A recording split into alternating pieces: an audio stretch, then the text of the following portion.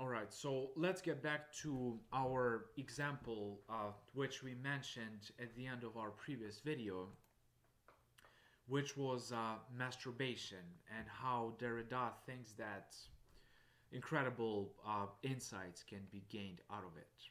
So he reads Jean-Jacques Rousseau, all right, famous philosopher. I might make a separate video about him. Um, Jean-Jacques Rousseau, he's famous for his sort of political history, for his social contract theory, but he also wrote a really interesting book known as The Confessions, right? And in this book, he, uh, tells you a lot of things about him as a person. He confesses like a lot of things he's kind of ashamed to admit, you can say. And you know, one of the things he, really that bothered Rousseau was the fact that he masturbated, right? And Derrida kind of what is it? So the question is, does Jean-Jacques Rousseau think that masturbation is a good thing or a bad thing?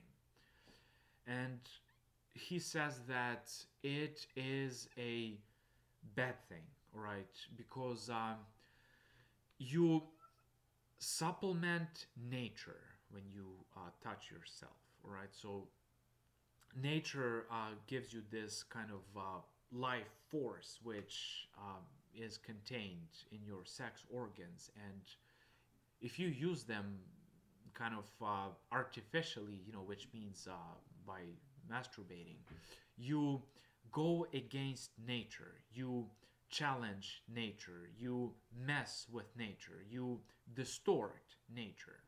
So that's what Jean-Jacques Rousseau thinks happens to you when you masturbate. So it's a bad, bad thing for Jean-Jacques Rousseau, and he was actually, as far as I know, he never quit that stuff. Like in his confessions, he says, uh, I was doing it when I was like a young man, and now I'm still doing it. And when I do it, I feel horrible. So Derrida really, says, well, hold on, all right, let's pause. Okay, let's look at this in greater detail. Okay, let's look at this in greater depth.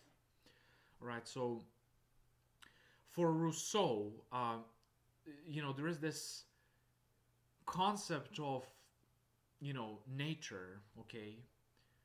It's this fixed, stable concept which makes sense, sort of nature, and you violate it, okay? So you do something unnatural when you, in this instance, masturbate. And by the way, this applies to his political philosophy as well. Like there is the famous Rousseauian concept of noble savage. So he says that in the state of nature, people are kind of peaceful. They are nice. They don't have war. They don't have greed. They're kind of like these super nice hipsters, essentially, in the state of nature.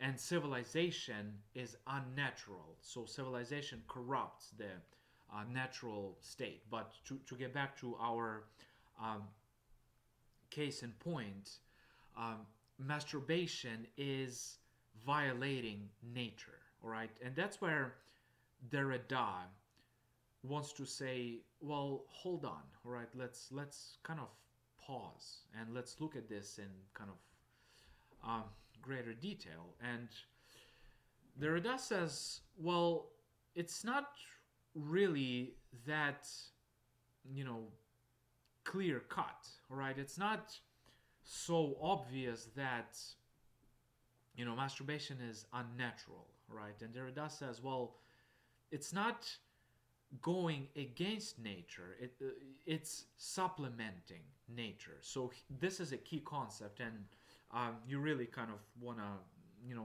make notes, or really focus on this concept of supplement. So nature, it doesn't get violated or distorted in the act of masturbation or in the act of going from savages to civilization, what happens instead is it gets supplemented.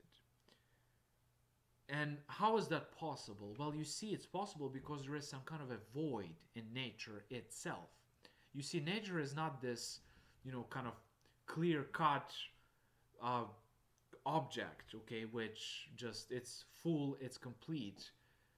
It has kind of empty space inside it, and that's why you can supplement it. There is this void inside nature, and you can supplement it with masturbation or with civilization. So you see, Derrida challenges Rousseau's concept of, you know, natural and unnatural. All right, he challenges it. So this is where you can get your first glimpse into, deconstruction. So, for Rousseau, there was this, clear concept of nature, and you kind of go against it. But Derrida says no, it's not a clearly defined concept. It's this kind of a vague concept, and it has room, it has space inside, and this space inside can be supplemented. So now we are not so it's kind of like now masturbation seems like it's not a violation of your natural sexual instinct. It's a different way of satisfying it. It's a supplement to it. All right, and that's really what deconstruction is all about. You look at this concept, which is supposed to be stable, safe, it makes sense, and you look into it, and then you kind of find that, well, it's not so stable, it's not so coherent, and you find an aspect to it which kind of you can bring up to the surface, and it will challenge this concept's sort of strength. All right, that's what deconstruction is all about.